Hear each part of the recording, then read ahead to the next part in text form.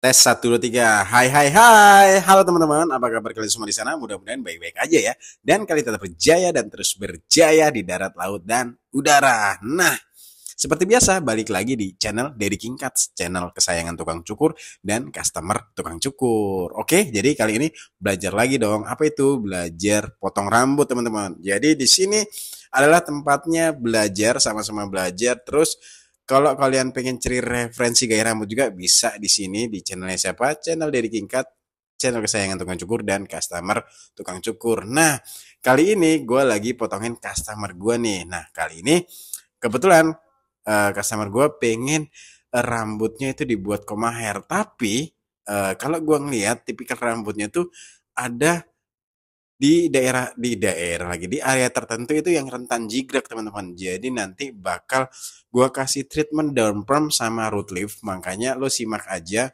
langkah-langkah atau step by stepnya karena di video ini lo bakal ngelihat gua melakukan treatment down perm. Tapi sebelum gua melakukan treatment tersebut, gua mau cerita ini langkah-langkah atau step by step gua bikin potongan koma hair di rambut yang jigrak. Nah, kenapa sih rambut itu bisa jigrak? Biasanya memang udah tipikalnya. Rata-rata rambut yang rentan jigrak itu umumnya rambutnya tuh lurus terus kaku. Nah, kalau nanggung-nanggung motongnya itu bakalan jigrak di area tertentu. Terutama di area yang deket user-user ya teman-teman ya. Tapi nggak masalah sih sebetulnya. Asalkan nanti stylingnya itu ngikutin alur rambut atau alur naturalnya itu nggak bakalan jigrak sesungguhnya. Tapi nggak semua tatanan rambut itu harus ngikutin alur rambutnya. Ada juga tatanan rambut yang eh, gimana caranya usur-usurnya nggak kelihatan. Nah kayak gitu contohnya teman-teman.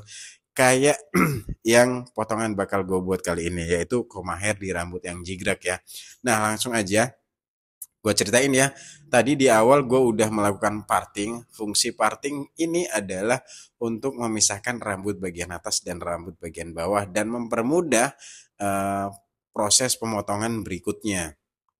Dan lanjut gue pakai guard nomor 4. Jadi guard yang pertama gue pakai tadi adalah guard nomor 4 untuk area samping sama belakangnya. Karena memang nggak bakalan gue buat terlalu tipis supaya nanti kesan-kesan Korea-Koreanya itu masih ada gitu teman-teman. Tapi tetap gue akan menyesuaikan gimana kebutuhan customer gue kali ini yang dia butuhnya agak pendek karena aktivitasnya kantoran jadi harus agak pendek supaya tampak lebih rapi.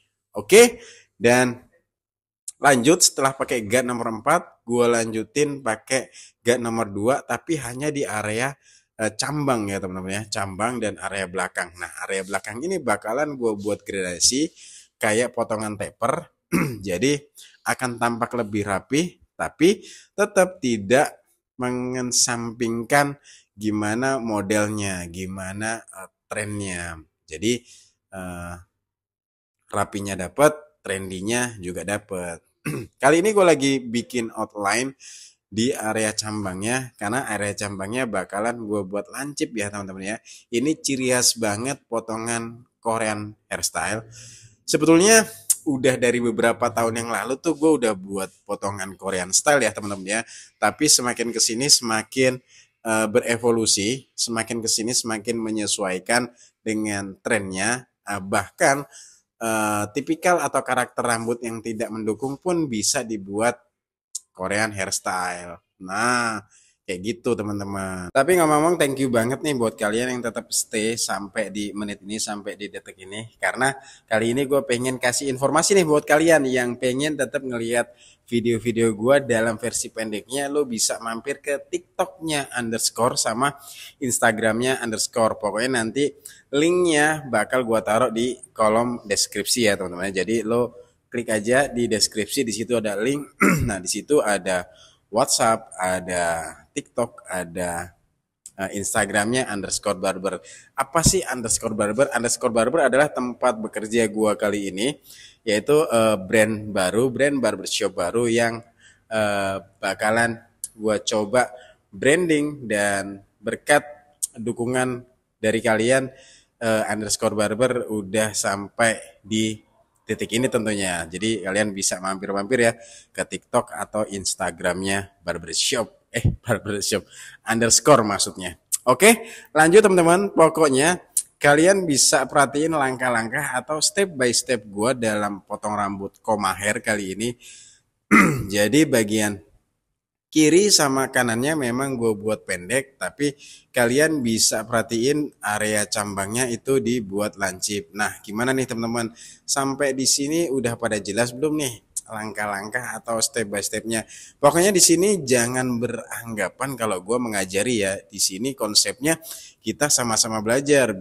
Yuk kita jadiin channel ini, channel kita ngumpul, channel kita silaturahmi, channel kita saling bertukar pikiran tentang potong rambut yang tujuannya adalah ya upgrade skill tentunya teman-teman, dan nambah teman, nambah yang hal-hal positif lah pokoknya ya.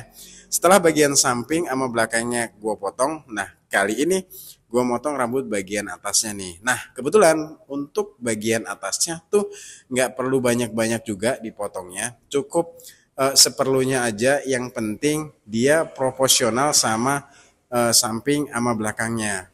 Nah, intinya adalah dia agak sedikit disconnect ya teman-teman ya. Nah, setelah gue potong sesuai dengan kebutuhan, baru gue tipisin ujung-ujungnya pakai gunting sasak. Supaya apa? Supaya nanti tetap tampak natural dan bertekstur. Nah, kayak gitu kira-kira langkah-langkahnya nih teman-teman. Oke, sebentar lagi bakal gua down from bagian sampingnya dan gua root lift bagian depannya. Oke. Dalam penggunaan gunting sasak ini perlu diperhatikan teman-teman, kalau rambutnya nggak terlalu tebal itu gua sarankan jangan terlalu pangkal, jangan terlalu dalam ngambilnya.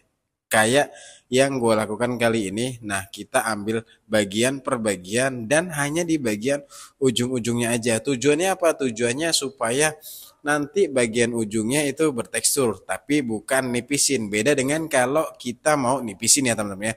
Tentu fungsinya berbeda lagi. Jadi gunting sasak ini memang pengguntingan yang enggak 100% terpotong, jadi ada tersisa ngikutin gerigi pada guntingnya teman-teman. Jadi ada yang 60%, ada yang 30%, tergantung jenis guntingnya. Nah, gue pengen spill deh, merek guntingnya yang gue pakai adalah Pipe. Jujur ini bukan endorse, gue pengen informasiin ke kalian aja. Alright, dan next, kali ini gue lakukan treatment down from teman-teman. Nah, down from ini adalah treatment gimana bahan kimia ini dapat melemaskan area rambut yang sebetulnya kaku dan gak mau tidur. Buat kalian yang pengen tahu produknya ini apa, lo tanya aja di kolom komentar, nanti bakalan gua spill mereknya ya teman-teman ya. Jadi kalian bisa perhatiin gimana cara gua mengaplikasikannya, cara gua mengoleskannya,